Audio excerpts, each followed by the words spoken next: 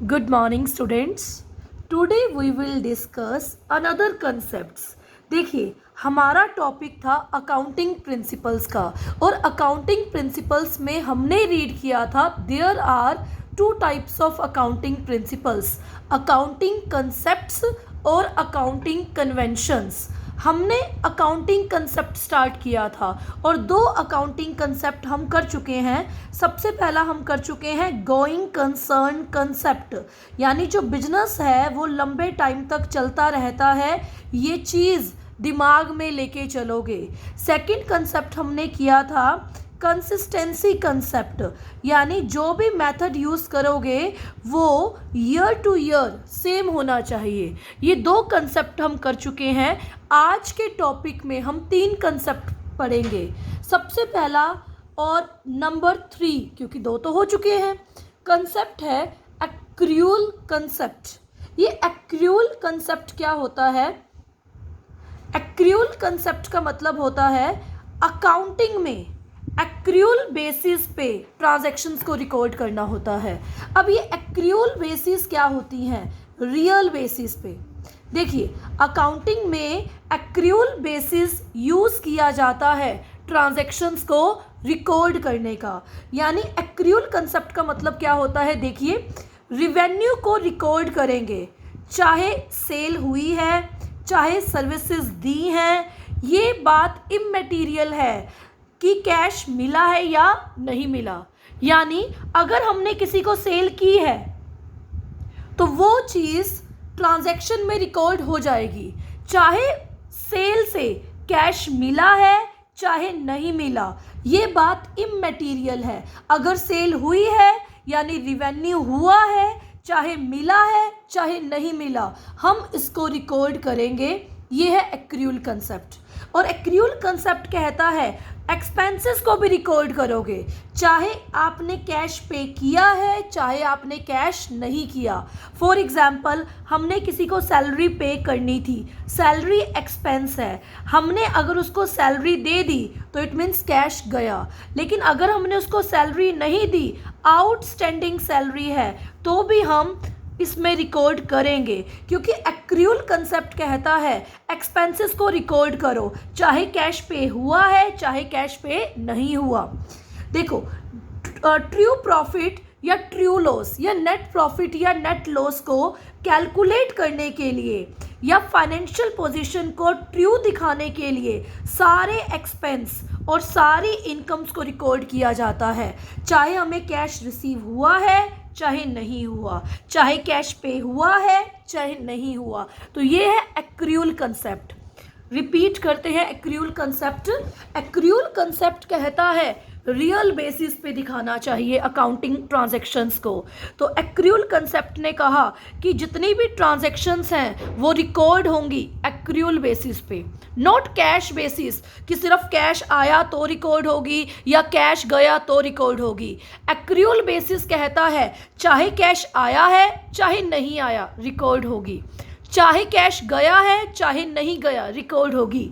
Accrual concept कहता है revenue record होगी जब सेल होती है या जब सर्विसेज दी जाती हैं। ये बात इमैटेरियल यानी वी कैन से अनइम्पोर्टेंट है, हमें कैश मिला है या कैश नहीं मिला। Same as it is expenses भी रिकॉर्ड होंगे, चाहे कैश पे हुआ है चाहे नहीं हुआ।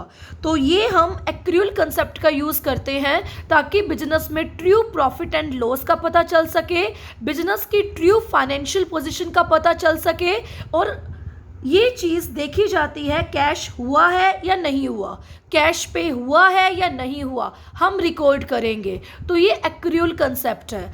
आपने जर्नल एंट्रीज की, क्या आपने सिर्फ कैश की जर्नल एंट्रीज की कि हमने सेल की तो कैश आया तो cash account debited to sales account. बेटा हमने तो उधार की एंट्री भी की, मोहन को गुड्स बेची, Mohan debited to sales account.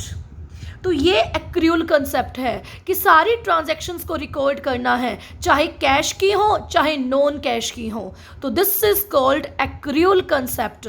सारी ट्रांजैक्शंस को रिकॉर्ड किया जाएगा, सारे रिवेन्यू को रिकॉर्ड किया जाएगा जो सेल से होता है। रिवेन्यू का मतलब इनकम, जो इनकम सेल से होती है या सर्विस देने से होती है, चाहे अभी हम कैश मिला है या नहीं मिला, कोई बात नहीं, रिकॉर्ड करोगे।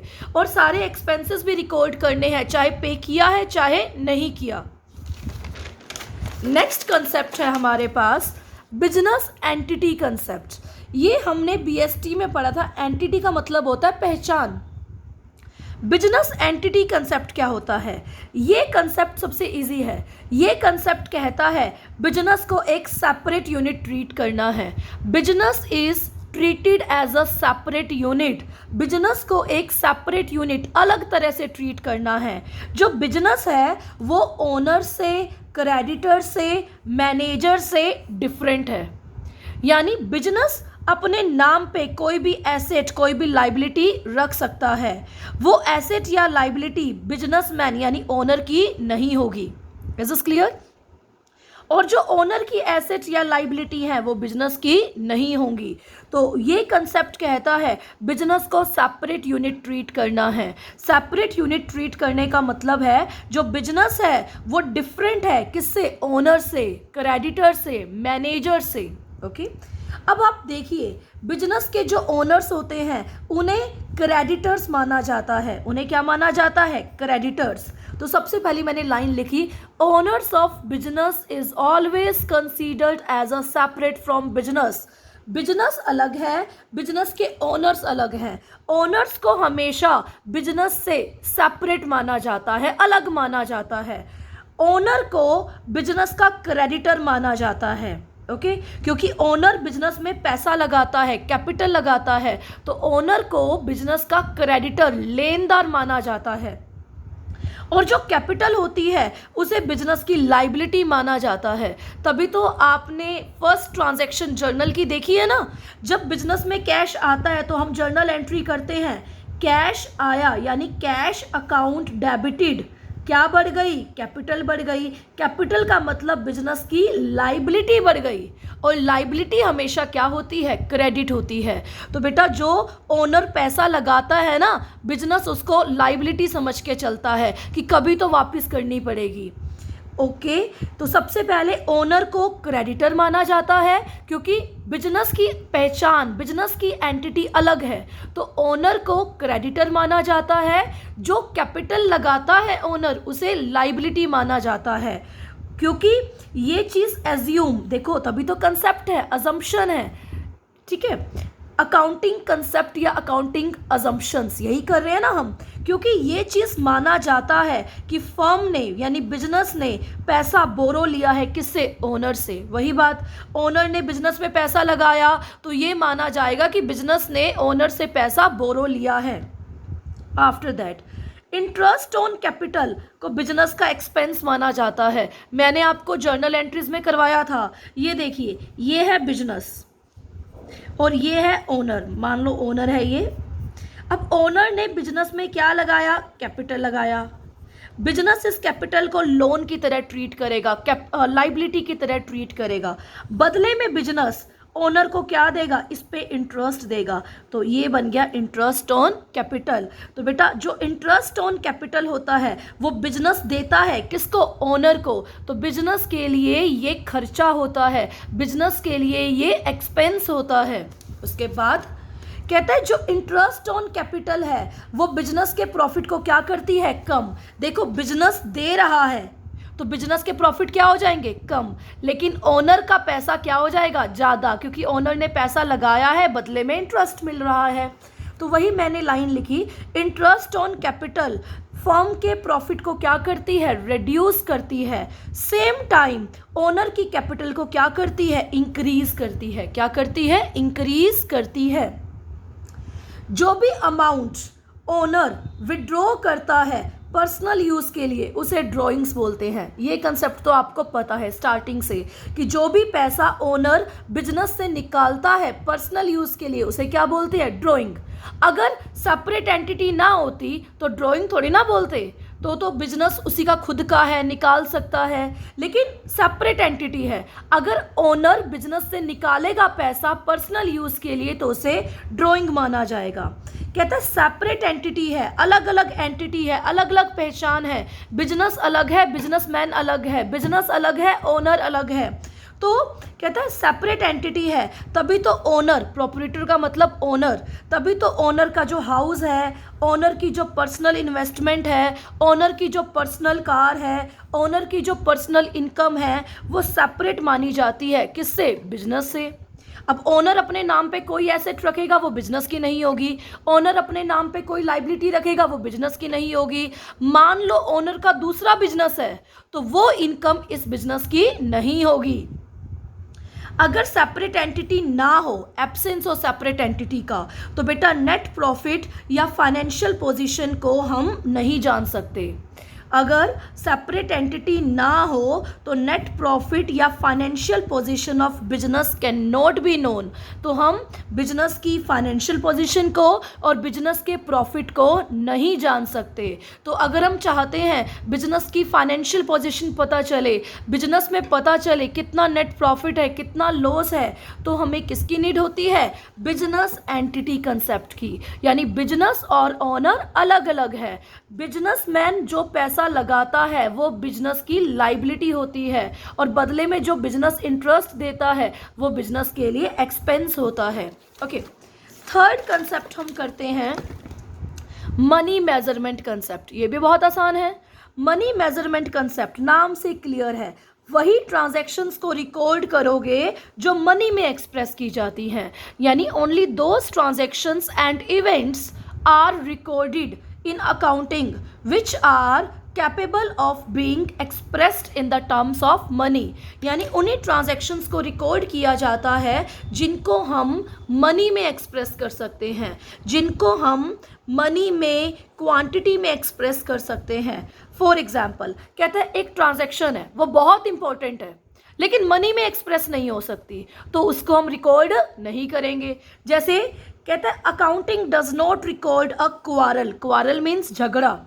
प्रोडक्शन मैनेजर और सेल्स मैनेजर के बीच में झगड़ा हुआ, कितना इंपॉर्टेंट है, लेकिन इसको हम अकाउंट में रिकॉर्ड नहीं करेंगे।